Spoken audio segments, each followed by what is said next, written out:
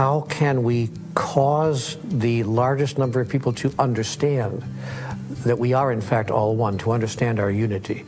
The environment has to be changed so that we are supported in a way where we respect each other, while our value systems have to understand that we cannot survive any longer through our logical reasoning with the competitive mentality that's been perpetuated for so many generations.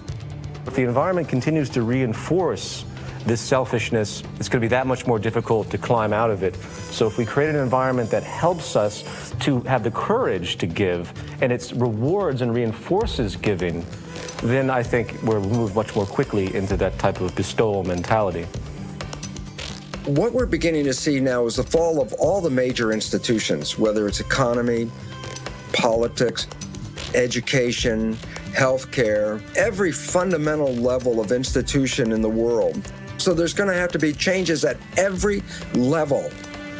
And it starts with education and awareness. Why? Because the knowledge we bought into of who we are and why we're here turns out to be archaic beliefs that are not supporting our survival. We have to go from our old limiting beliefs that brought us to the current state of the world, rewrite those beliefs so that as we take the next step forward, we do so with new awareness, new power, and a new understanding of where we want to go. So we need to change education. Just imagine, what would happen if we changed our environment completely? What if we would constantly hear in the news, through art, entertainment, advertisement, that we're all interdependent, that we're all interconnected as one integral system? How would our world look like? How would you relate to all the others in that system?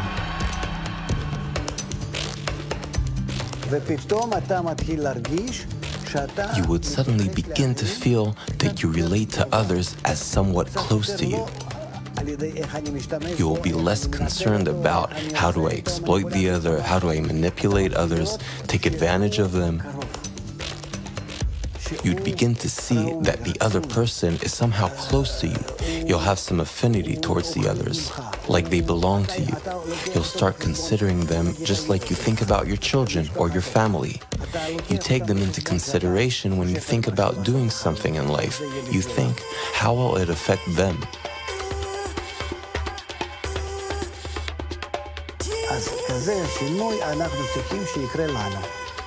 So that is the kind of change we need to go through.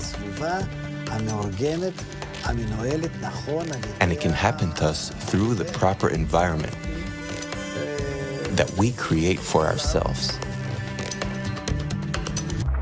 There is a great potential, because it's not that if everybody has to change at the same time. What we talk about is a critical mass. You don't know how many people have to change for it to spread.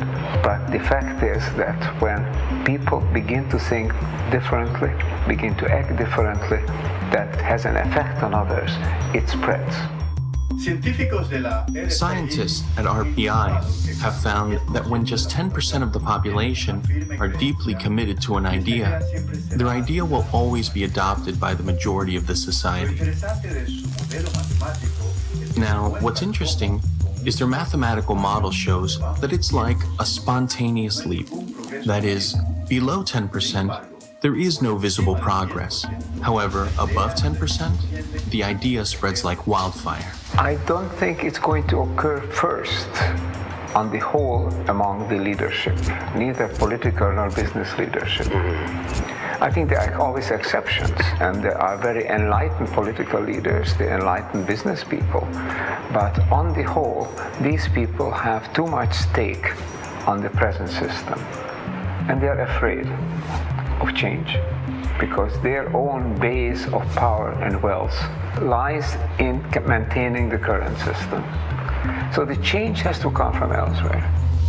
I don't think it can come from the very poorest people. The very poorest people, maybe 2 billion people in the world, try to survive somehow. They have to get the food and the housing and the job and the healthcare and the education that is a minimum requirement. We can't expect it from that, well, maybe 200-300 million people who are really the wealthy and the leading classes. It has to come from those who are in between, who have a choice, who are becoming increasingly concerned, and who know that something needs to be done, and the hope is that they will wake up. I think the problem with global crises is that from each individual's point of view, it becomes difficult to know what do I do about it. When I say my ego and transform my ego, it's an illusion. How can I transform my ego when I'm dependent on so many other egos?